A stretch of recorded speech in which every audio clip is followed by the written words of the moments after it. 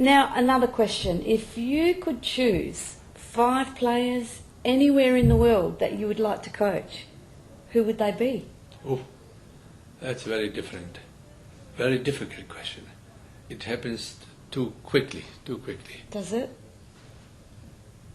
I think Is so. anyone in particular that you would like to, that you've seen that you would have liked to have coached yourself? No, but one thing I would say, never a football coach should modify an athlete.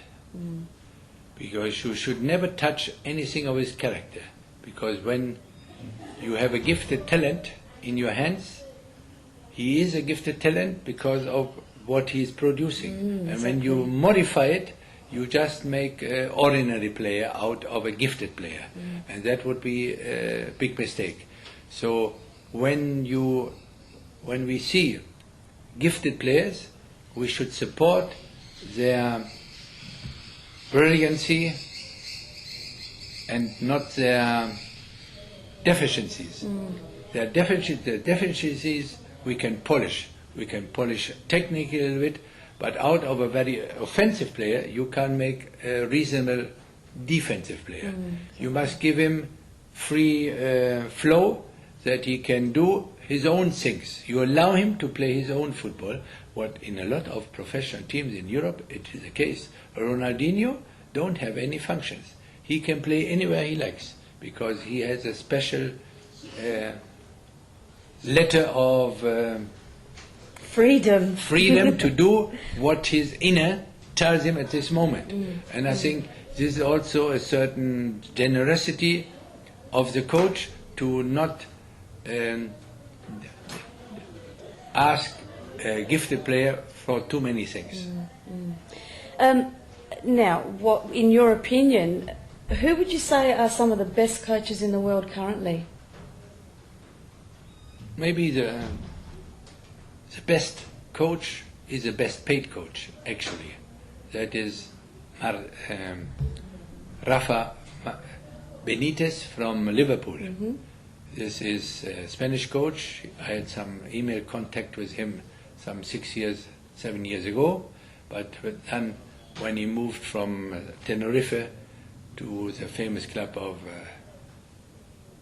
Valencia, then by sudden the communication broke.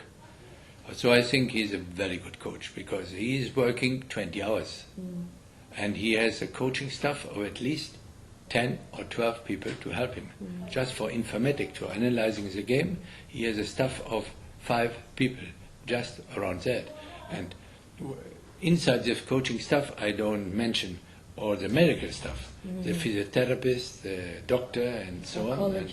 And no, psychologist belongs to his team, but it's very important to have a mental trainer as well, because it is not you can't explain that one team facing an opponent, and this weekend we are winning 3-0, but then you have the return match 2 weeks later in the Champions League, for instance, and you lose the match 3-0.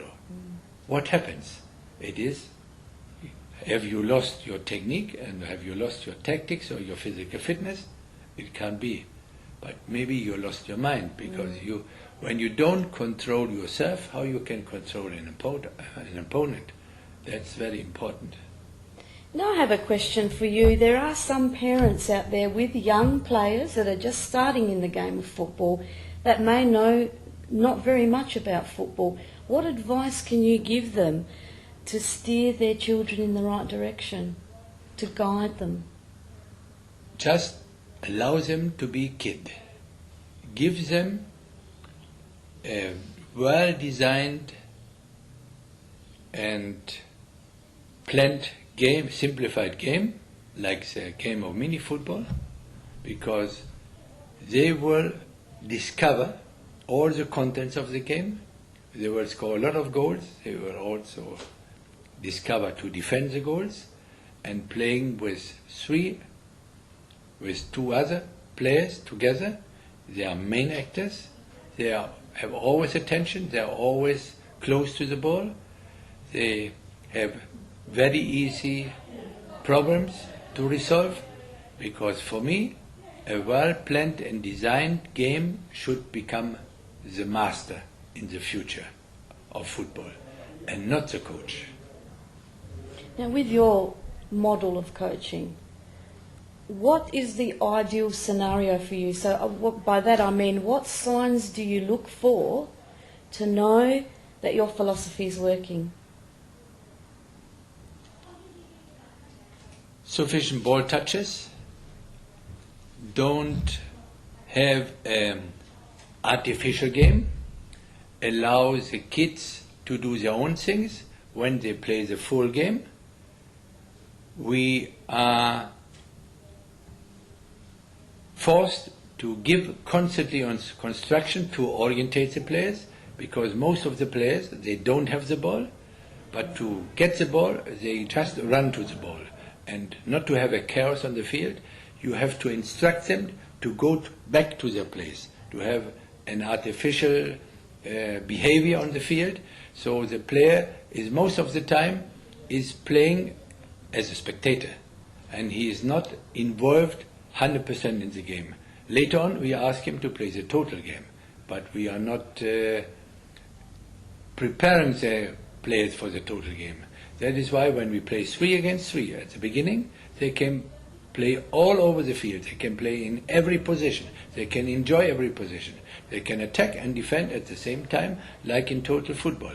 So just shape the game to the physical and mental capacity of the child, and not oblige the child to adapt to the game of the adults, because this is one of the big mistakes.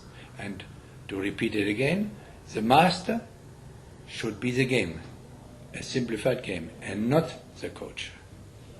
Well, Horst, there's no doubt about it. We're very, very privileged to have a person of your stature here in Adelaide. I'd just like to say on behalf of all South Australians, and especially the viewers of Full On Football, it's been an absolute pleasure meeting you and speaking with you, and I thank you very much for giving up your time to speak to us. I look very much forward to attending your seminars and seeing what you're going to say to all the people that attend. I wish all that you desire for football comes true for you.